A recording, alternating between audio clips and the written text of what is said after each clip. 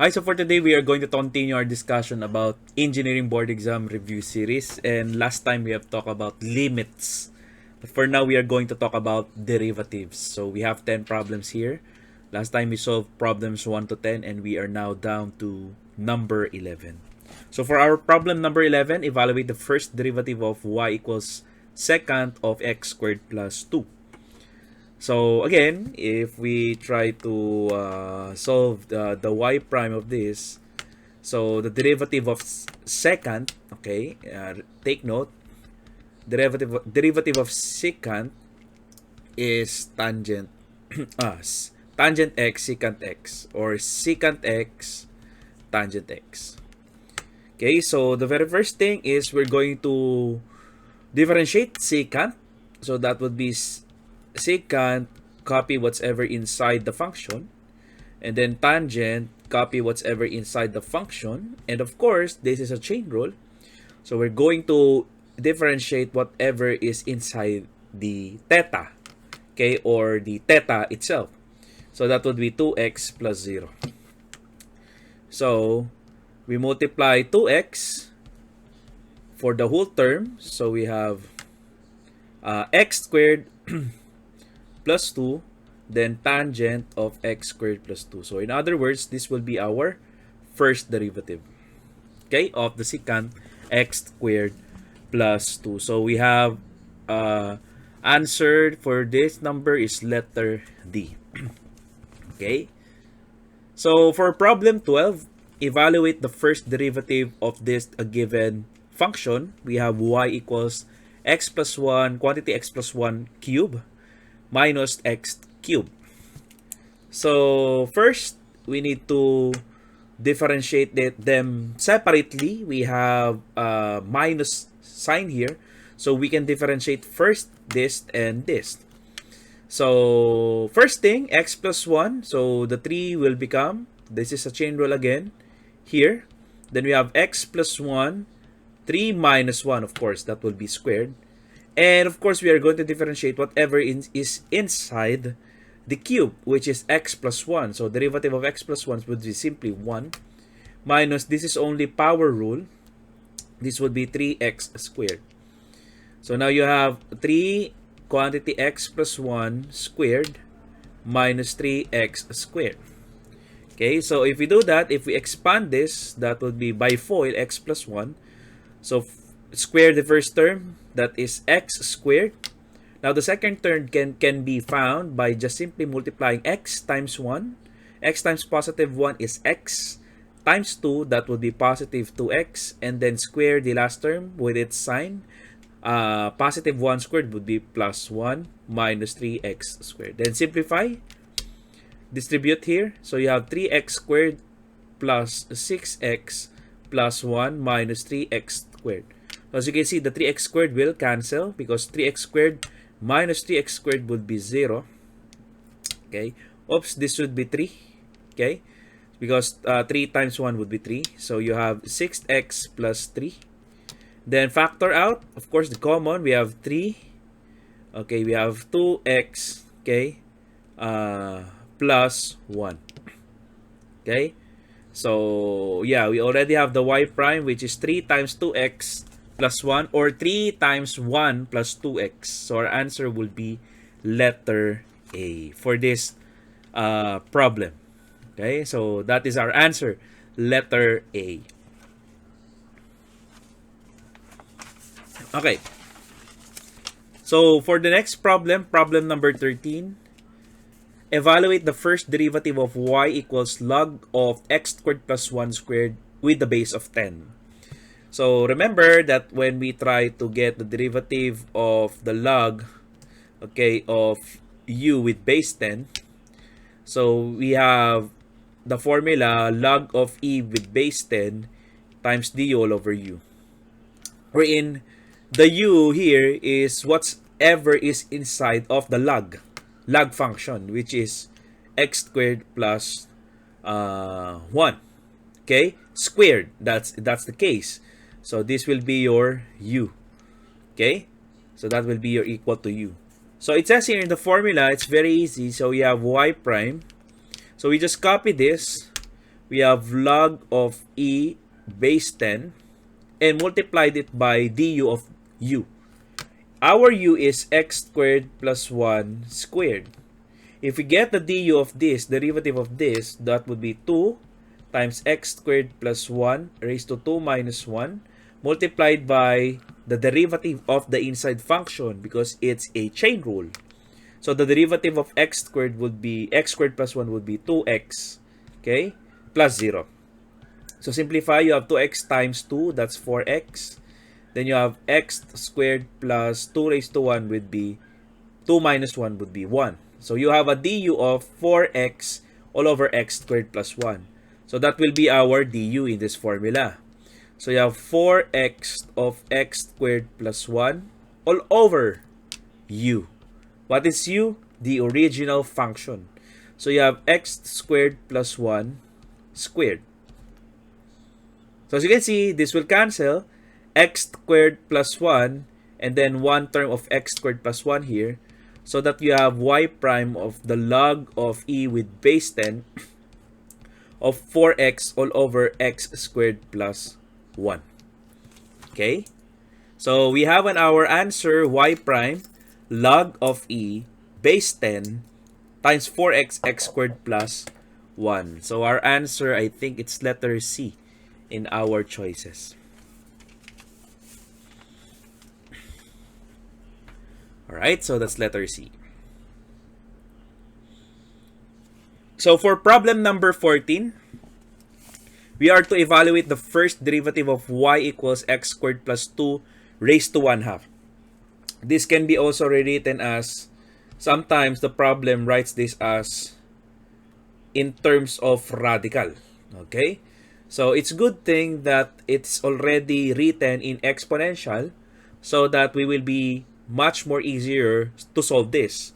Whenever you see a function that is in terms of radical and you're going to get a derivative, convert that function into exponential.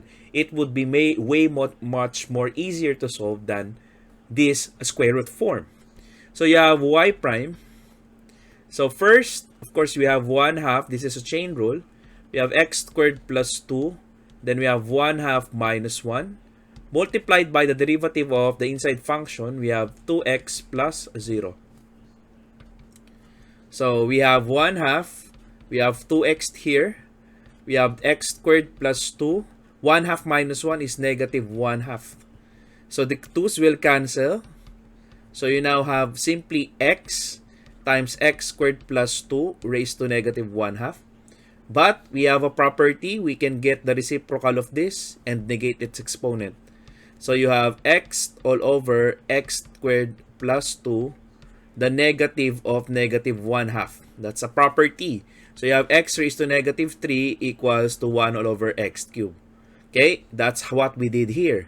So you have y prime all over equals x squared plus 2 raised to 1/2. So this will be our answer for this problem. Okay, I think that is letter B for our answer. That's the first derivative. Okay, for problem number 14. Alright, what if we try to solve problem number 15? If y equals t squared plus 2 squared and t equals x raised to 1/2, determine dy all over dx. Okay, so we are asked to find for the derivative of y with respect to x. Okay? So, but what we have here is y in terms of t and t in terms of x. So, of course, in order to get dy all over dx, okay, so we need first to differentiate y in terms of t and multiply it with differentiate t with respect to x. In that way, if we multiply the dy all over dt multiplied by dt all over dx, derivative of t with respect to x, the dt's will have cancelled and we have dy all over dx. So first, we're going to get the derivative of y with respect to t. And that would be 2 t squared plus 2, 2 minus 1, multiplied by the inside function, the derivative. So you have 2t plus 0. So you have 2 times 2t times t squared plus 2 raised to 1, or simply t squared plus 2. So you now have 4t t squared plus 2. Okay? So that is your dy all over dt. How about your dt all over dx, the derivative of t with respect to x? That is x raised to 1 half. So you have 1 half x raised to 1 half minus 1. Then the derivative of the inside function, that's 1. So you now have 1 half x raised to negative 1 half. Okay, using the laws of exponent, you have 1 all over 2 times x raised to 1 half. So this will be our derivative of t with respect to x. Okay? So right now, we're going to use the formula dy all over dx equals dy all over dt multiplied by dt all over dx. That would be your dy all over dx. So what is your dy all over dt? That would be 4t t squared plus 2 multiplied by 1 all over 2 x raised to 1 half. So the 2 will cancel. 4 divided by 2, we have 2. Okay? So that you have a remaining of 2t t squared plus 2 all over x raised to 1 half. But the problem here is that dy all over dx should be expressed all in terms of x. Okay? So it should be expressed all in terms of x. So we're going to substitute because we are going to find the dy all over dx. So all of the variables here supposedly on the right side should be in terms of x. But we have t, so we are going to convert that t into x. And we have a relationship that t equals x raised to 1 half. So we're going to substitute. So you have t 2 times t, which is x raised to 1 half, times t squared. So t squared is x raised to 1 half squared, okay, plus 2. So x raised to 1 half times squared, so simply x, all over x raised to 1 half. So the x raised to 1 half will inevitably be cancelled. So again, this is t squared, and if we get the squared of x raised to 1 half, x raised to 1 half squared, that would be x raised to 1 half times 2, which is x raised to 1. So that, the simplification would be simply x. So now you have 2 times x plus 2. This 2, and then simply this x raised to 1 half squared becomes x, and then we have 2. So the answer here would be letter A. That would be our letter A. That would be our answer. For problem 16, if xy raised to x equals e, find the y prime. Now, we will be using the concept of implicit differentiation here in order for us to get y prime. So first, since our xy raised to x equals e, since our independent variable is in terms of x and it's raised to a certain number, okay, it's raised to exponent, it is good that we should eliminate first the exponent because this is not a constant, that is a variable. So we are going to apply ln on both sides. So we have ln of xy raised to x equals, of course, we have to ln whatever is e. Okay? And the natural logarithm of e is simply 1. And by logarithmic properties, okay, what we have studied in logarithmic, so for example, you have ln a squared, is that that is also equal to, we can just drop the exponent here. That becomes 2 ln of a. So that is what we are going to do here. We're going to drop x, okay, in front of ln. So that will be x ln of xy equals ln of e. Take note always that that is equal to 1. So you have 1. Okay? And then you're going to get the derivative implicitly. So this is a product rule. This is your u, and this is your v. So u dv plus v du, that's the product rule. So you have u, and then differentiate ln of xy. Okay? ln of xy. So xy is again product rule in itself, the inside function of the ln. So you now have x and the derivative of y, that's y prime. Whenever you get the derivative of y in implicit differentiation, you have to have y prime. So, and then copy the second one, which is y, okay? And then differentiate x, which is 1, okay? And of course, since this is ln, the derivative of ln, of course, is dx all over x, okay? So, we simply get the derivative of the xy, and that would be what?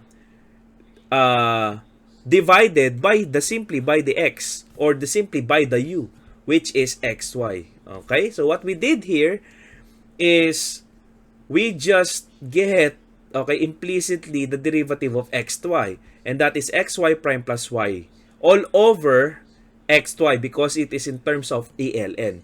So what we did a while ago, du all over u, where the du is xy prime plus y all over the u, which is xy, equals the derivative of the constant is 0 on the right side. Oops, I forgot. Okay? So we are doing a product rule here. Okay? So this is already u dv. This term is only the u dv. So we have to have the v du plus, okay? Sorry for that. This would not be 0. Okay? So we have the v, we have to copy ln of xy, that's the b, and then derivative dx, which is 1. Okay? Because that is already the v du. This part is the v du. And then equals 0 because the derivative of 1 is 0. The derivative of constant is 0. Okay, so simplify. So as you can see, x will cancel here. So you now have x y prime plus y all over y. Okay, plus we have the ln of x y equals 0. Okay? And of course, if we multiply it both sides by y, so that to cancel y here, this becomes xy prime plus y, okay, plus y ln of xy equals 0. 0 times y is still 0. Then isolate y prime. So I'm going to isolate y prime. So that would be negative y minus y ln of xy. Okay, divide both sides by x to isolate y prime because that's what we are getting. The y prime, okay, or the first derivative. So that would be negative y minus y ln of xy, okay, all over x. Okay, so on the numerator, you can factor out negative y. So negative y, and then you have 1 plus, okay, you have 1 plus ln of xy all over x. So you just factored out negative y because it's common both here. Okay, so that if you distribute negative y times 1, it's negative y, and then negative y times positive ln, that becomes negative y ln xy all over x. So this will be our answer for this problem number 16. Okay, and I think that is negative y all over x, 1 plus ln of xy. That is letter C. Okay, for our problem 16. Now, how about for problem 17? For problem 17, it's very easy. So, find the derivative of square root of 2 minus 3x squared. So, we need to convert the square root in terms of its exponential. And then get the derivative. So, that would be 1/2 2 minus 3x squared 1/2 minus 1 times the derivative of whatever is inside. So you have negative 0 minus derivative of 3x squared, that is 6x. So in other words, you have 1/2 negative 6x. Then you have 2 minus 3x squared raised to negative 1/2. So 6 divided by 2, 1/2 divided by negative 6, that is negative 3. So you have negative 3x times 2 minus 3x squared raised to negative 1 half. And we can get the positive exponent of this by we have negative 3x times 1 all over 2 minus 3x squared raised to 1 half. So if you multiply that, that would be negative 3x all over 2 minus 3x squared raised to 1 half. So this will be our answer. And that is letter negative 3x. 3x squared, I think letter A. That's letter A for our choices. So the good thing about the board exam is that it has choices. Okay? So either you can use the long method or you can use the calculator techniques. So it's best if you study the both, if you know the both. Okay? The both of solving it traditionally and the both of solving it via calculator techniques. So for problem number 8, find the derivative of y equals inverse sine of the cosine of x. So let us just recall that the derivative of the inverse sine of u, okay, is simply du all over square root of 1 minus u squared, where u is whatever is inside the function of arcsine. And in this case, our u is cosine of x. So we need to get du, of course, because of the formula. So you have du is negative sine. Okay? So, and we're going to simply just substitute. We're going to just simply substitute to du all over square root of 1 minus u squared. So what is du? That is negative sine of x all over square root of 1 minus, okay, u squared. What is the u squared? Of course, cosine squared x. Okay? So, seems like there's not much in the choices. But do you actually remember that we have a Pythagorean identity that says sine squared x plus cosine squared x equals 1? Okay? So, right now, what I'm going to do is just simply manipulate this. This becomes 1 minus cosine squared x. And if I get the square root of both sides, this will cancel. So this becomes sine of x equals square root of 1 minus cosine squared x. So I can just simply replace the square root of 1 minus cosine squared x with just simply sine of x. So you now have negative sine of x all over sine of x would be cancelled, but one is negative and the other is positive, so that would be negative 1. And our answer here is letter B. Okay? For our find the derivative or problem number 18. Down to our second to the last number, we have problem 19. Find the derivative of y, arc cosine of 4x, or inverse cosine of 4x. Now, quick recall that the derivative of the arc cosine of a certain u is we have negative du all over square root of 1 minus u squared. Okay? So, of course, whatever is inside the arc cosine, that is the u. So, in this case, our u is 4x. And then the du is simply 4. Okay? So, right now, we're going to substitute it to our equation or our formula. Negative du becomes negative 4 all over 1 square root of 1 minus u squared. So, we're going to square 4x squared. So, that would be negative 4 all over square root of 1 minus 16x squared, of course. So, this will be our answer. No need for simplification because we are not dealing with trigonometric functions, or there are no any simplifications required because we cannot simplify anything. So, our answer would be letter C.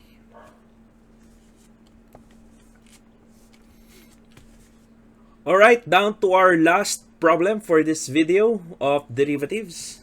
So, find the derivative of y, okay, equals x plus 1 cubed all over x. So, this is a quotient rule. So, that would be u dv minus v du all over v squared.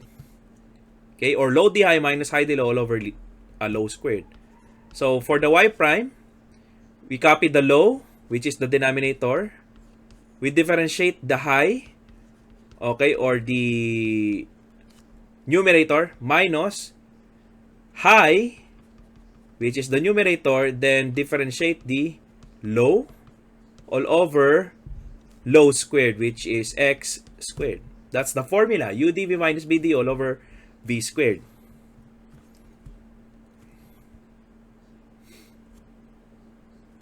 Okay? So, or whatever it is, if your low is the u, so this would be u squared. Okay? So, but that is low d high minus high d low all over low squared. So, you have x, derivative of x plus 1 cubed, so that would be 3. Then we have x plus 1 squared times 1, the derivative of x plus 1. Minus, we have x plus 1 cubed, and the derivative of x is 1 all over x squared. So, simplify, you have 3x, x plus 1 squared, minus, you have x plus 1 cubed all over x squared. And then we can separate. So, you have 3x, x plus 1 squared all over x squared, minus you have x plus 1 cubed all over x squared. So, in this part, we can cancel x. So, you now have 3 times x plus 1 squared all over 1x, or simply x, minus you have x plus 1 cubed all over x squared. Now, this will be our final answer. Okay, so I think that is letter D from the choices. Okay, that is letter D. Okay, and that's all. I hope you learned something from this video. I hope you will be tuning in for the engineering board exam reviews series or review series, because I will be tackling all about the board exam, all about the questions. Whether you are, what type of engineering are you, we will cover it all. Okay, so thank you so much, guys, and if you find this video helpful, please don't forget to subscribe to my channel and click the notification bell button so that you will be updated whenever I upload a new video. So again, this is Engineer Abad. See you again on the next video.